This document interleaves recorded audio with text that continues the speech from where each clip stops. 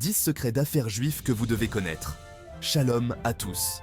Aujourd'hui, nous allons plonger dans un sujet fascinant et souvent mal compris. N'hésitez surtout pas à vous abonner à ma chaîne YouTube et à activer la cloche pour recevoir les notifications dès qu'une vidéo sort. Cela vous permettra de ne rien manquer de nos discussions enrichissantes et de nos conseils précieux. C'est parti! Le monde entier n'arrête pas de dire à quel point les Juifs sont forts en affaires. Cette réputation n'est pas née de nulle part. Elle est le fruit de siècles de pratiques et de valeurs transmises de génération en génération. Vous savez, au lieu de lutter contre ça, je vais simplement l'accepter. Il y a une sagesse profonde dans ces pratiques. Et je suis ici pour les partager avec vous. Si tout le monde le dit, c'est que ça doit être vrai, non? Mais au-delà des stéréotypes, il y a des leçons précieuses à tirer. Alors voilà, moi, en tant que juif orthodoxe, j'aimerais partager avec vous quelques secrets d'affaires juifs. 10 en fait. Ces secrets ne sont pas seulement des astuces, mais des principes de vie qui peuvent transformer votre approche des affaires. Je vais vous dévoiler mes 10 meilleurs secrets d'affaires juifs et j'espère que vous les apprécierez. Ces secrets ont aidé de nombreuses personnes à réussir et peuvent faire de même pour vous. Ah, et au fait, si vous êtes là pour déverser de la haine, allez voir ailleurs. Nous sommes ici pour apprendre et grandir ensemble, dans un esprit de respect et de positivité. Allez répandre votre venin ailleurs, vous n'êtes pas les bienvenus ici. Nous construisons un espace de partage et de soutien mutuel, et nous n'avons pas de place pour la négativité. Saviez-vous qu'il existe un commandement d'enseigner à nos enfants comment réussir dans la vie? C'est une tradition ancienne et profondément enracinée dans notre culture. Et oui, il y a en fait 2 choses que vous avez le devoir d'apprendre à votre enfant: gagner sa vie et nager. Ces 2 compétences sont essentielles pour leur survie et leur succès. Croyez-le ou non, et c'est assez lié si vous y réfléchissez. Apprendre à nager est une métaphore pour apprendre à naviguer dans les défis de la vie. C'est comme si la Torah disait: si vous n'apprenez pas à votre enfant comment gagner sa vie, c'est comme si vous l'encouragiez à voler. En d'autres termes, vous leur donnez les outils pour être indépendant et honnête. Parce que s'il ne sait pas comment gagner sa vie, sa seule autre option pour avoir de l'argent, c'est le vol. Et nous savons tous que ce n'est pas une voie que nous voulons pour nos enfants.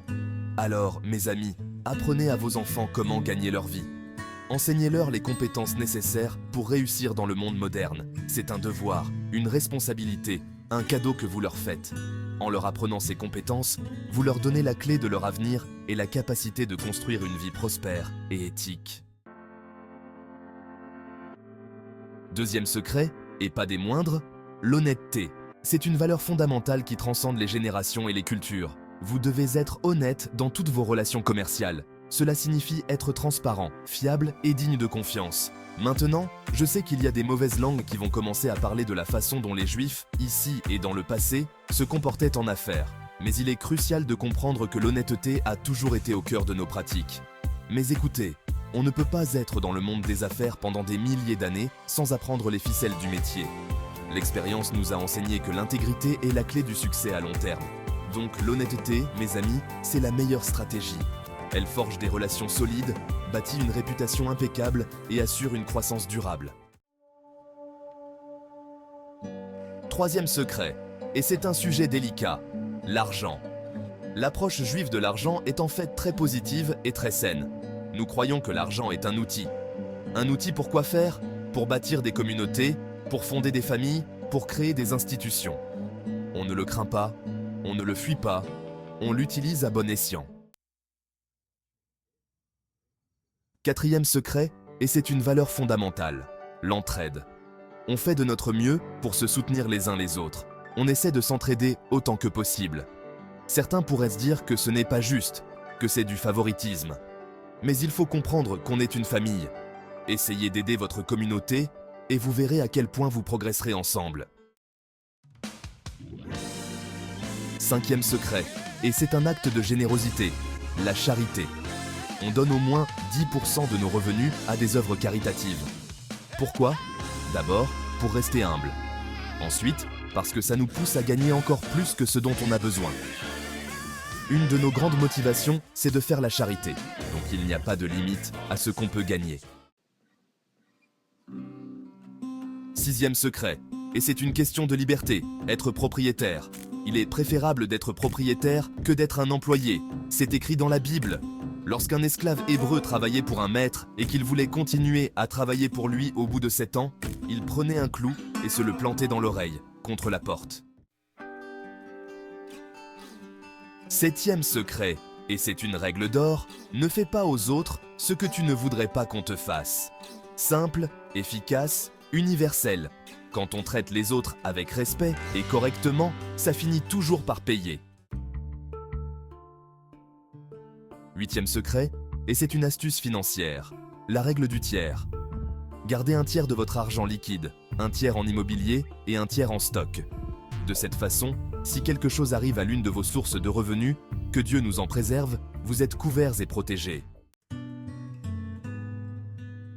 9e secret, et c'est un moment sacré, le repos. Prendre un jour de congé chaque semaine. Ce jour, pour nous, c'est Shabbat, le sabbat. C'est un jour où on se ressource, où on se régénère, où on ne s'occupe pas des affaires. 10e secret, et c'est le plus important, la foi. On fait confiance à Dieu, il va nous donner le succès. C'est pour ça qu'on n'a pas peur de prendre des risques calculés. On est convaincu qu'il existe un créateur de l'univers. On est convaincu qu'il nous récompensera si on fait de notre mieux. Voilà mes amis. J'espère que vous avez apprécié cette vidéo. Si vous l'avez aimée, n'hésitez pas à vous abonner, à liker, à me laisser un commentaire. J'ai hâte de vous lire. Que Dieu vous bénisse et merci d'avoir passé ce moment avec moi. Je vous souhaite beaucoup de succès dans toutes vos entreprises. Que Dieu vous bénisse.